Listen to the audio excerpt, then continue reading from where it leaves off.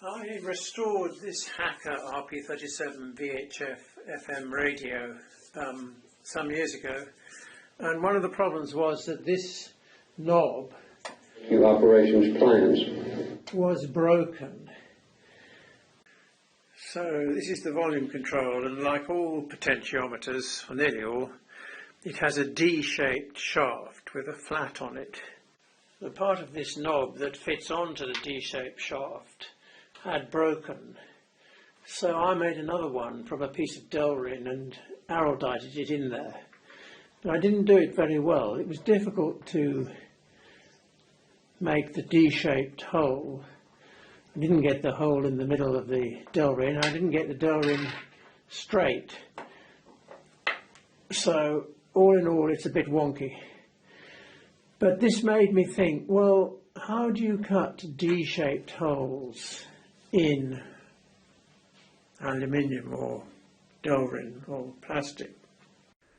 One way would be to use a D-shaped linear broach, which you force through a smaller hole to form the final shape.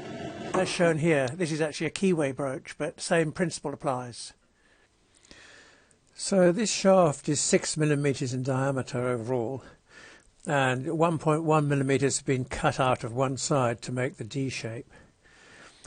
The largest circle that will fit inside the shape of the shaft is this 4.9 millimeter circle, and I thought I could make a broach that would cut out this material here to establish the D shape. That was my idea.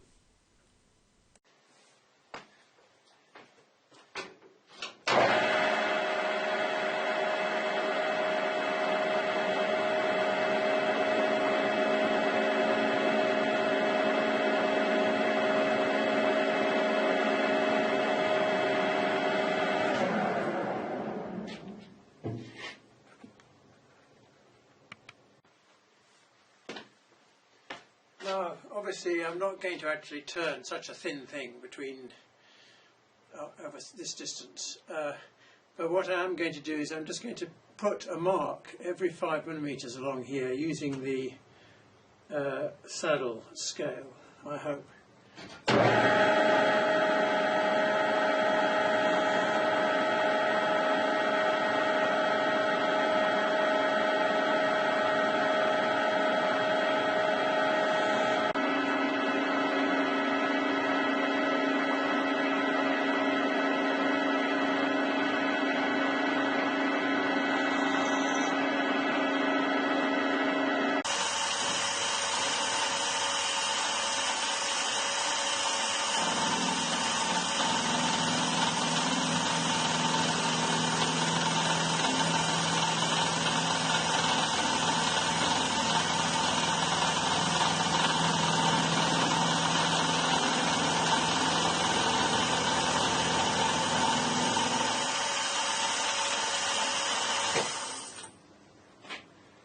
So we got it like that. So I put the carriage stop here so that this tool just clears the chuck. And what I'm going to do is line it up against each of these lines in turn and then cut inwards using the cross slide by an appropriate amount, which is not going to be easy to arrange. The cutting inwards is easy, so it's the appropriate amount, it's not so easy.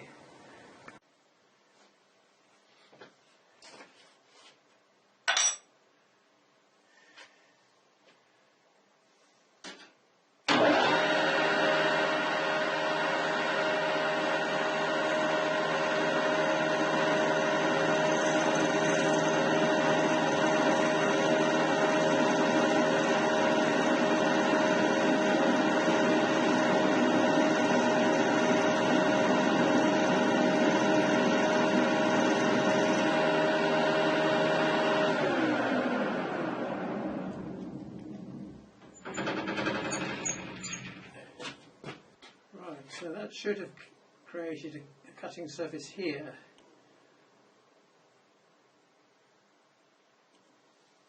Which when I've deburred it will be 6 millimeters. And then this one, which I haven't quite, is 5.94. So that is 0.06 millimeters smaller, which is what I want, roughly speaking. So as I drive this tool forwards, it's going to create a cutting edge there, and I shall drive it forwards until the next mark is in contact with this surface. Plus a bit more, so each time I go a bit more, then it reduces the diameter here, which becomes the cutting surface next time when I move the rod out by 1 division. Well, this has proved more difficult than I thought. To get each of these tapered to the right diameter has proved difficult. And I've got fewer of these teeth along here than I'd wanted. I wanted to have 20. But I've already got down to the minimum diameter of 5 millimeters down here, 4.8. So I'm going to try see if this will do. I have to make another one to get it right, but it's hard to do.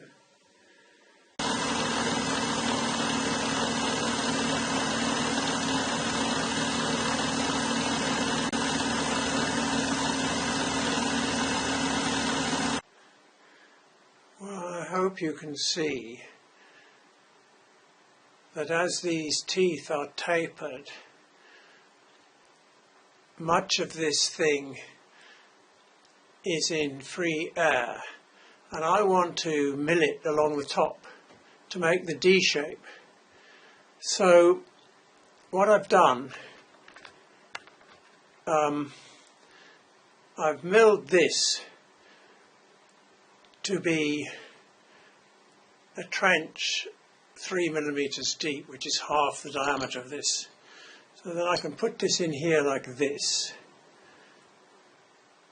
And I'm going to put a filler or something underneath here to support the tapered bit before I mill it. Well, I haven't got any car filler, body filler, and I don't want to use a water-based thing like polyfiller because it'll only rust the tool. So I've just mixed up some araldite and some stuff that I have for the boat.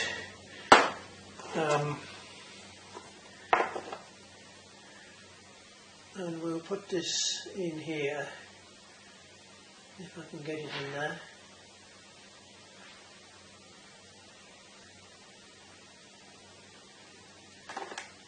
Right, so now if I just settle that into there, like that, looks surprisingly beautiful. So we'll let that set, and then I'm just going to mill it across the top by a certain amount, which is less than half the diameter. I can't remember what it is, I'll tell you later. Right, well, it's nearly a day later, and that araldite has set, and I've put it in the vise like this with an auxiliary vise here just clamping this down, and I'm going to mill it along from this end along here until this gets near this, in which case I shall stop and put this vise on the other end, I think. So I've touched this cutter off on the top here, and we need to go down 1.1 millimeters exactly. So I'll do that on the Z-axis DRO.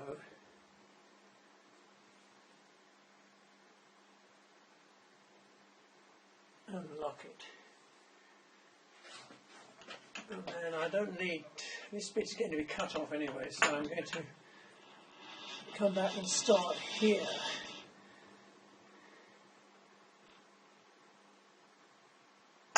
Start there.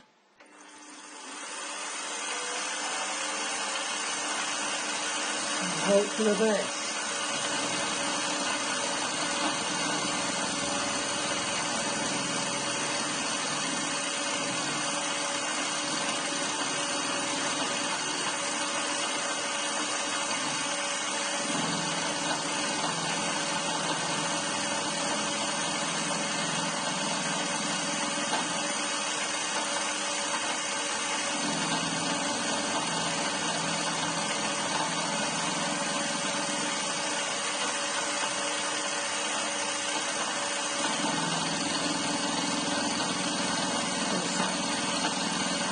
The cutting gets progressively deeper as we go further along here.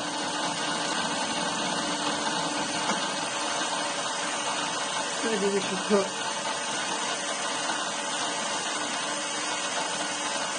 a little wire on it.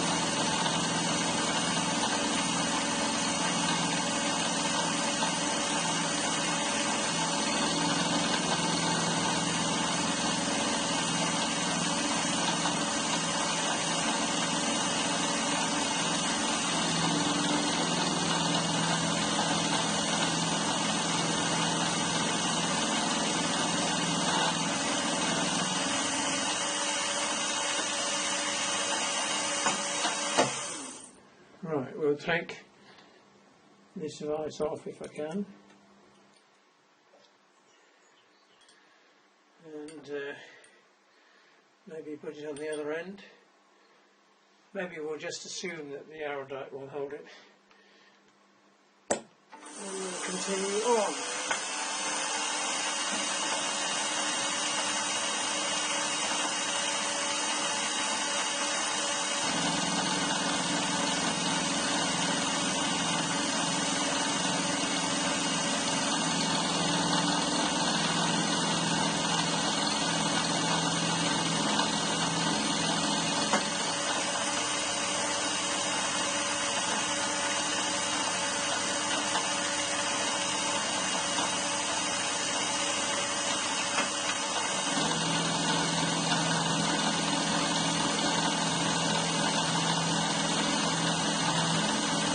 So that's what we've got now.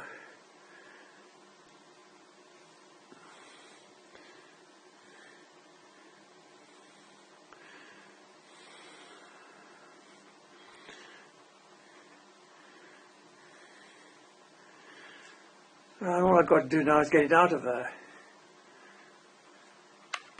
Well, I've removed the top of the araldite with a chisel, but I think to get it out without bending it, I'm going to have to use heat. At least I hope heat works with araldite.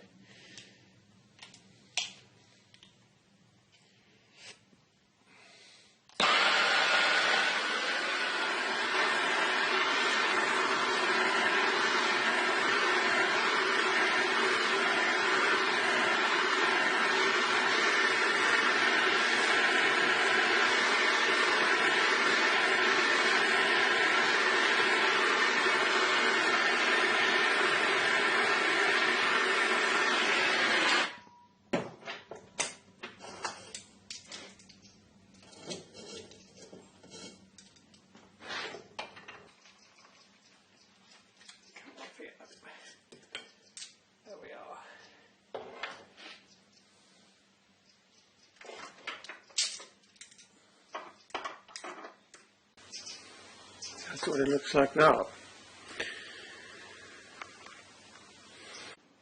Well, we might as well heat treat it now while we've got it here.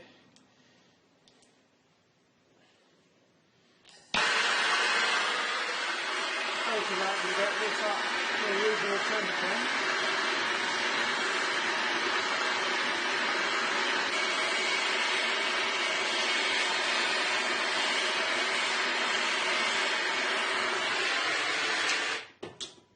It's going to have to do.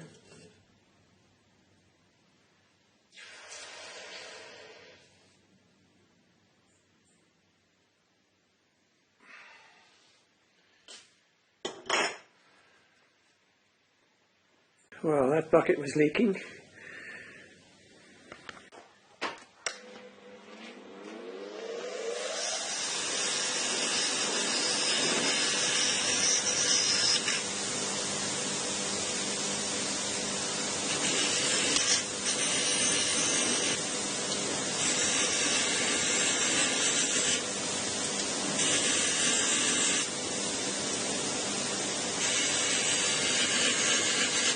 How hard is it now?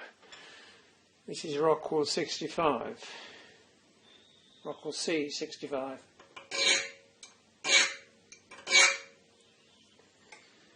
Not making any effect on it. Right, so it's hard. But now we have to temper it. I think I just put it in my kitchen oven, which is 250 degrees C maximum. Put it in there for an hour and see what happens. Well, that's cooled down now. Well, it looks like that after it's been tempered. I'm not sure why it's gone all black again, but there it is. The shadow there shows you the teeth that I've cut. And I'm not totally convinced that they're all the right diameter. They don't taper as evenly as I'd have wanted, and I don't have as many teeth as I really intended, but we'll see whether that works. Right, well, I've got a piece of 12mm diameter aluminium in here, and I have centre drilled it and scribed a line through the centre. This is so that when I use the broach I can assess whether the D-shaped hole it creates is actually on the centre line or slightly off, as I expect it to be slightly off.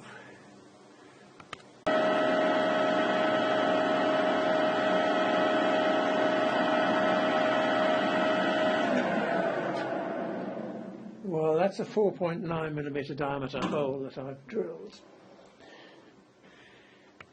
Right, well, I'm just going to put this in here like this.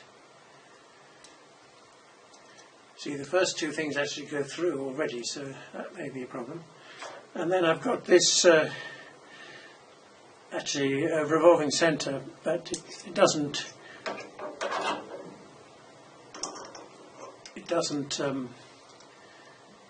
locate the thing, and it can still wiggle around a bit if it wants to.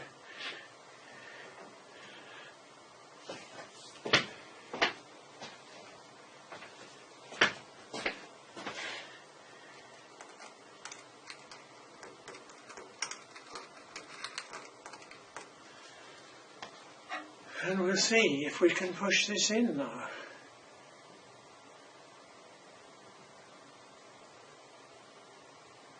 Actually, that one is too big. This is going to cause me a problem.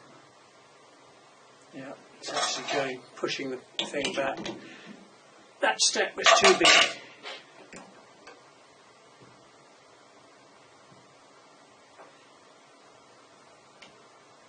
We're still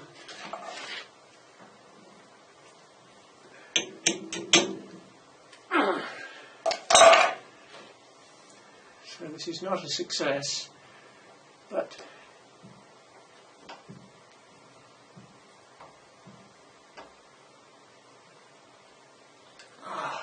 Hey.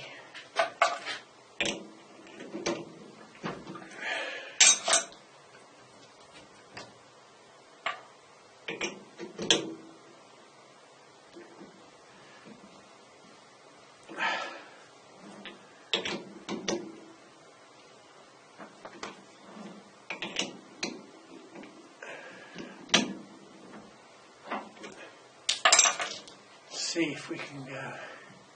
Go on in, go on in. You deserve to go in. No, don't push. Well, we are going. Well, maybe the next one will be easier. Hasn't shattered yet, has it? Under this enormous.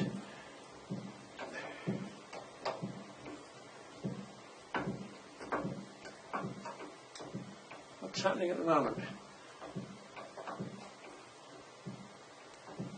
Not totally clear. Now, this is what's happening is that the tailstock is moving backwards.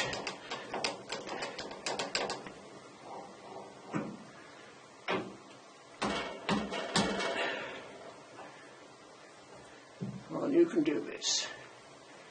No, you can't.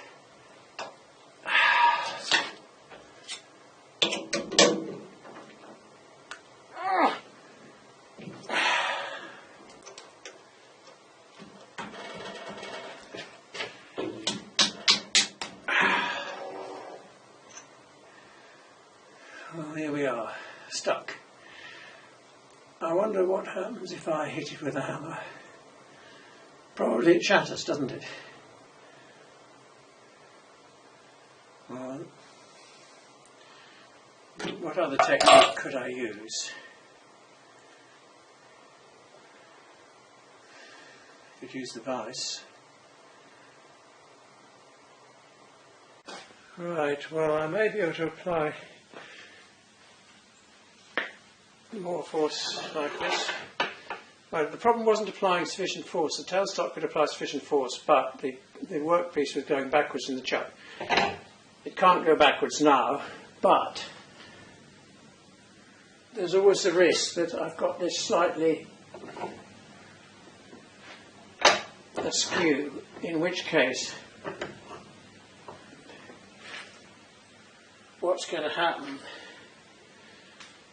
is the problem is it's going to break.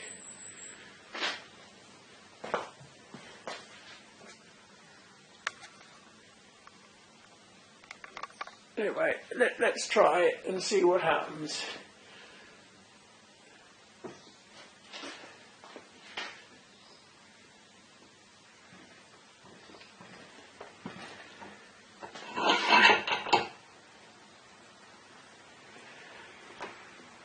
Well, this is actually going.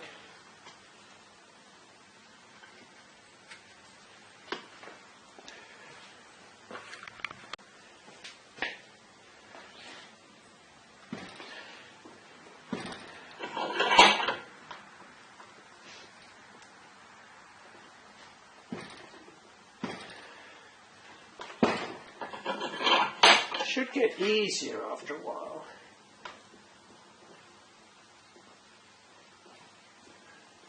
As the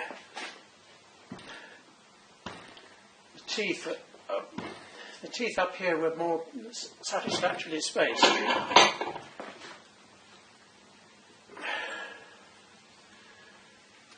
least I thought they were.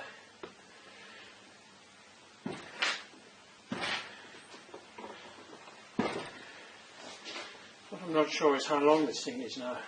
And it is starting to bend, I think.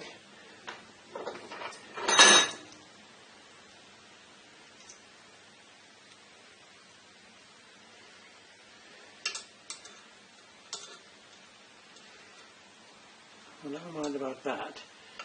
What I was worried about was, is this coming to the end of the road? Not yet.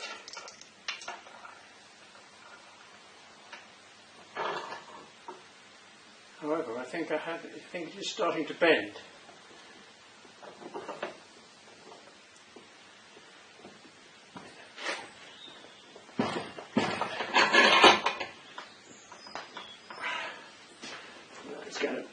break in a minute.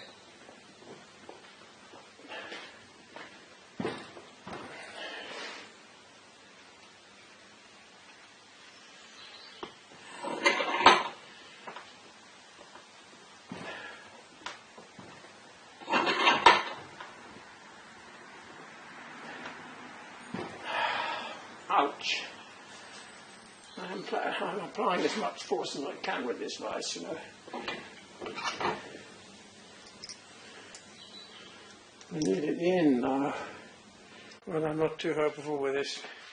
I've got two sockets in series, and you know, it may not be quite straight, and it may just break something instead of working, but we'll press on.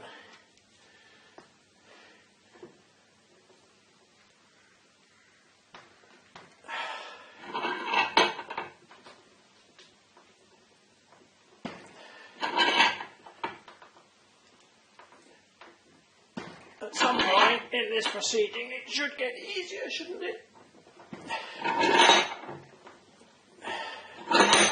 Yes, it is. Right, so we got through.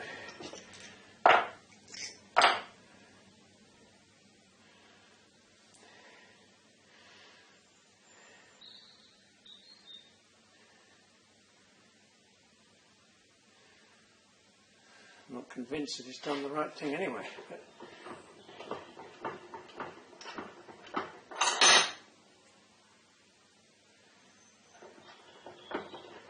ow! You bastard!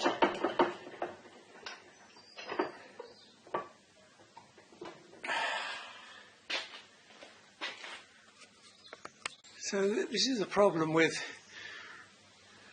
because I can't put anything like a shim or anything behind it to push the tool that way.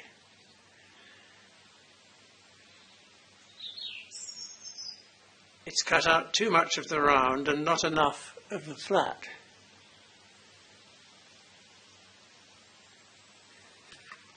I would say that the hole is roughly central with where we started.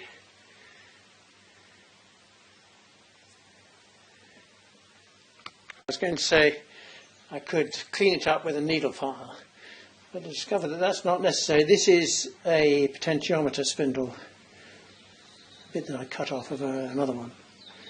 And in fact,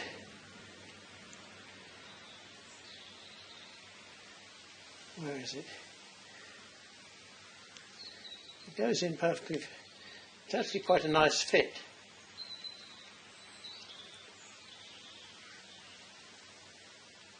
That is fine, and it's straight.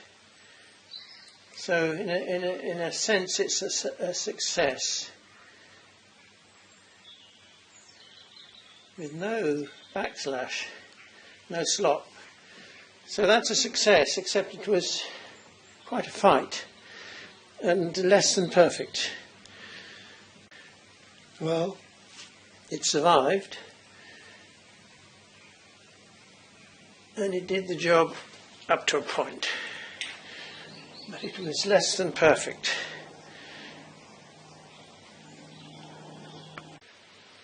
Well, what have I learnt from this experiment?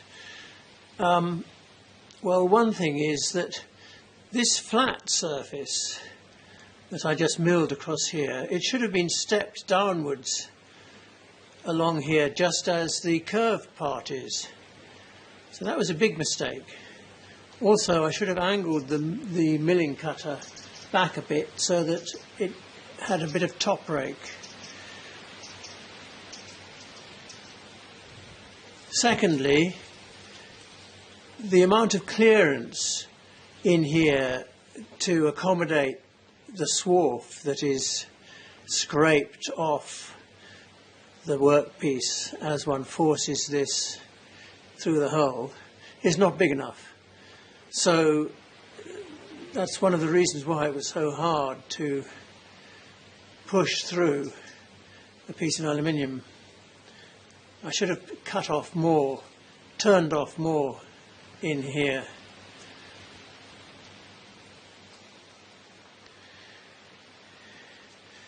Thirdly, I should have had more steps, and the change in diameter from one to the other, which turned out to be about 0.1 millimetres, should have been about 0.05 millimetres, but I found it difficult to achieve that consistently. Another thing is that when I was pushing this tool into the work, I'm creating a cutting edge here, and at the same time creating the OD of the next cutting edge.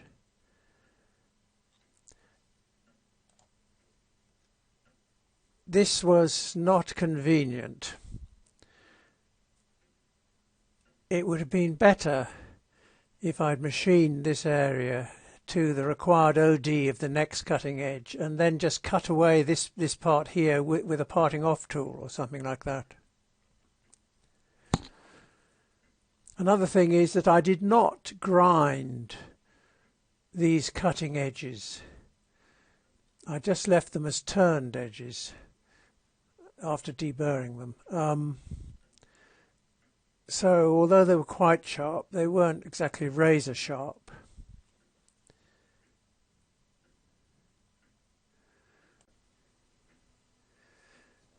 Another approach that I consider is rotary broaching, and this might be better, but initially I ruled this out on the ground that all the rotary broaching I'd seen was with hexes or splines or torxes, which had a rotational symmetry, and the D shape does not have rotational symmetry. But nevertheless, on thinking about it more, I think that maybe a rotary broach would work fine.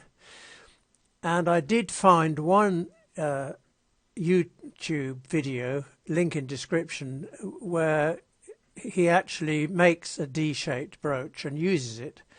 So that is a possibility. I had spent hours Googling for D-shaped rotary broaches or D-shaped linear broaches, and I did not find any. This is the one YouTube video that even mentions a D-shaped hole. So it seems to be quite a rare requirement, but there you go. Of course, one disadvantage of a rotary broach is that there's a limit to how deep a hole you can create, because it's wiggling around all the time. So they're mainly used for kind of putting Torx or hex holes in the heads of bolts and things like that.